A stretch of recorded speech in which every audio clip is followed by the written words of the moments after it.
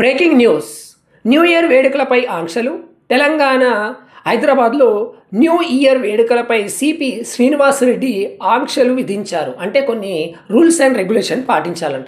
ఈ నెల breaking news. New year వేడుకలపై ఆంక్షలు.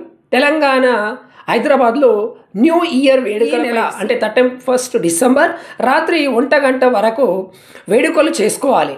పబ్లు, రెస్టారెంట్లు 10 రోజుల ముందుగానే అనుమతి తీసుకోవాలి. అంటే 21 రోజు. ప్రతి ఈవెంట్లో సీసీటీవీలు, సెక్యూరిటీ గార్డులు ఖచ్చితంగా ఉండాలి.